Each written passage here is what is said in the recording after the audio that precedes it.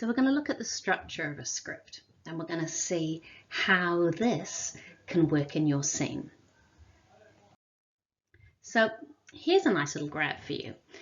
Now, an easier way to look at this is that all stories have a beginning, a middle, and an end. So it's called the classic 3-act structure. But acts and scenes are simply smaller stories. They're kind of like building blocks, and they stack together to make the entire story of the entire play. So each part can be broken into smaller parts. And so the smallest section of all of these things is called the beat. But remembering, you guys are writing one scene. Okay. Now, scenes typically have 4 possible functions. Either forwards a story's plot, or a subplot, or both, or it can reveal or explore a character's personality or their behaviour. It can introduce or it can deepen ideas, or it can just give information. But you know, a good scene should probably do more than one of these things. And it doesn't mean that every scene should do everything, but you should be aware that your scenes could have double meanings in them, or can give away more things, so they can convey more in a story than you might naturally see.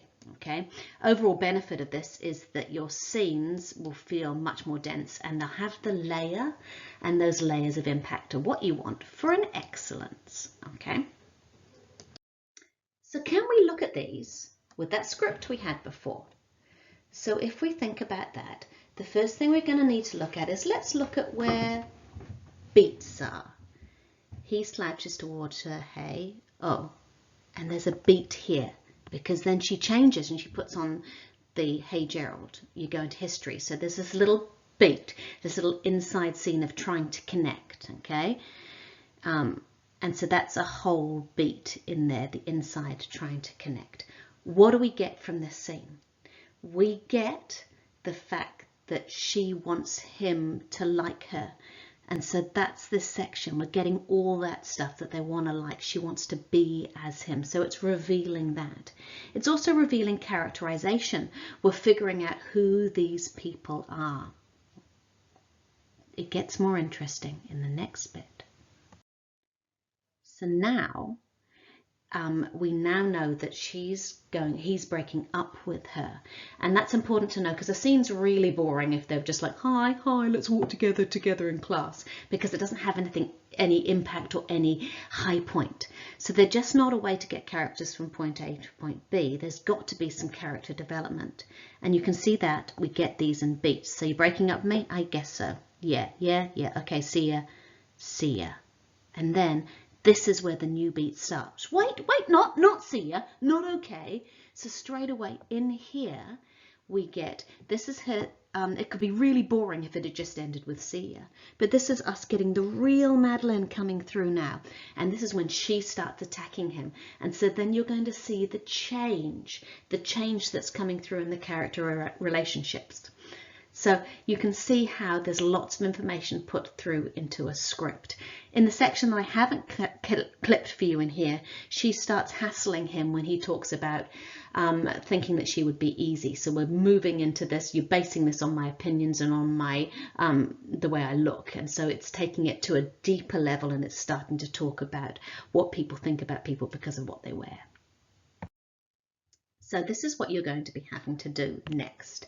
You're needing to think about your scene, and I want you to fill in this section here.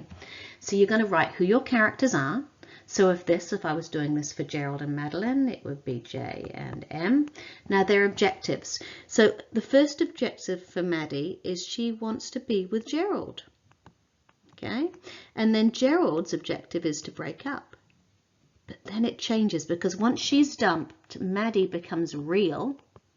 And she wants to allow her real personality to show through. What obstacles do we have here? The obstacles for Maddie, first of all, is she's dumped.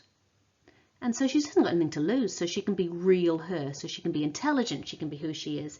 What is Gerald's obstacles? The fact that he didn't realise what Maddie was like, and all of a sudden he has to work with a woman who's much smarter than he is.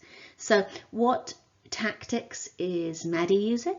Maddie's tactics is she's using her smarts, and she's using her words, and she's using her anger. What about Gerald? What's he going to be doing? All of a sudden, he doesn't have any smarts, so he's going very quiet. So you're going to see the change in him. And then there's a resolution. We talked about it being a classic 3-act structure, a beginning, a middle, and an end. How does it end? I haven't shown you the end of this script. Maybe I should snip that now and we can see how this scene ends. So here's the end of this scene. Let's look. Why? 'Cause. So straight away he's still on his small words. Now she tightens her grasp. So what she's done is she's taken hold of him. Specific, please. If I'm everything Skinny Minnie is not, why bother asking me out in the first place? Because Jason Lilo said you'd probably be easy on account of what you look like. You're going to let me go now? I don't think so. Maddie, you're cutting off my circulation. Really? How terrible for you.